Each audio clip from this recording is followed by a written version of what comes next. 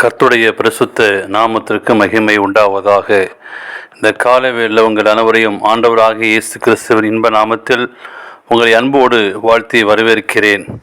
இந்த காலவேளையில் விண்துளிகள் மூலமாக உங்களை சந்திப்பதிலே மிகுந்த மகிழ்ச்சி அடைகிறேன். இந்த நாளின் செய்தியின் தலைப்பானது கிறிஸ்துவில் அழகன். 1 யோவான் 2 அதிகாரம் 6 வாக்கியம் சொல்கிறது, அவருக்குள் நிலைத்திருக்கிறேன் என்று சொல்கிறவன் அவர் நடந்தபடியே தானும் நடக்க வேண்டும். கிறிஸ்துவ வாழ்க்கை என்பது அனுதினமும் தேவனோடு வாழக்கூடிய ஒரு அனுபவமாகும். கிறிஸ்துவில் வாழக்கூடிய ஒரு வாழ்வின் அடிப்படையே ஒரு மகளுடைய வாழ்க்கையும் அழகை குறிக்கிறது. கிறிஸ்து உலகில் வாழ்ந்தபோது நமக்கு அநேக முன்மாதிரியை வைத்து சென்றிருக்கிறார். அவரது நடைமுறையில் முறைமைப்படுத்துவதே கிறிஸ்தவமாகும்.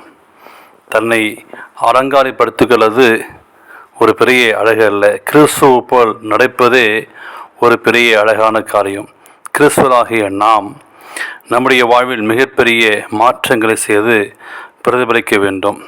இந்த மாற்றங்கள் எப்போது நடைபெறும்? ஒரு மெய்யான அவருடைய வார்த்தைகளை பரிசுத்த ஆவியான துணையோடு படித்து அதை தியானிக்கும் பொழுது, அவற்றை அனுதின வாழ்விலே அதை கடைபிடிக்கும் போது, தேவ உதவியை நாடி அதன்படி நடக்கும்போது கிறிஸ்துவ குணத்தை நான் பெற்றுக்கொள்ள முடியும். அதையே வெளியேற பெற்ற அழகாகும்.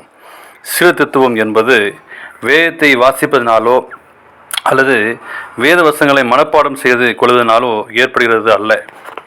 அப்பொழுது இயேசு தம் சீஷரை நோக்கி, ஒருவன் என்னை பின்பற்றி வர விரும்பினால் அவன் தன்னைத்தான் வெறுத்து தன் சிலுவை எடுத்துக்கொண்டு பின்பற்ற கடவன் என்றார்.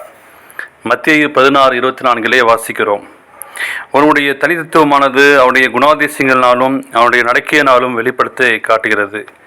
ஆனால் நான் கிறிஸ்துவ உபதேசங்களை நம் இருதயத்தில் கிரியை செய்து அனுமதிக்கும் போது குணமாற்றம் ஏற்படுகிறது. கிறிஸ்துவின் தனித்தன்மையான குணாதிசயங்கள் செயல்கள் மூலமாக அது வெளிக்காட்டுகிறது. அதுவே ஒரு நல்ல கிறிஸ்தவன் குறிய ஒரு அழகை காட்டுகிறது.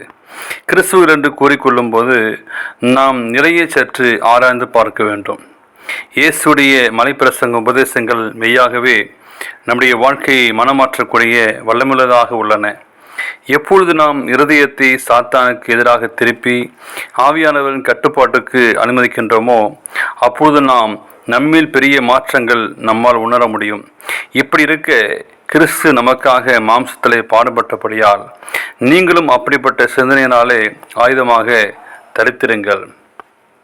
பிரியமானவர்களே, நமது வாழ்வை அனுதின தேவனிடத்தில் ஒப்புவித்து கர்த்தர் நமக்கு தருகிற ஆலோசனைப்படி நாம் நடந்தால் நிச்சயமாகவே நம் வாழ்வில் வெற்றி பெற கிடைக்கும்.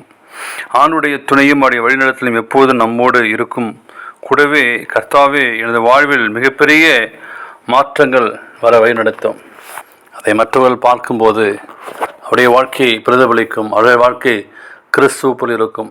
அதுவே கிறிஸ்துவில் நடக்கின்ற ஒரு அழகாக இருக்கும். அப்படியேப்பட்ட ஒரு அழகை கிறிஸ்துவுடைய இணைந்து நடக்கின்ற ஒரு வாழ்க்கையாக வாழவும்.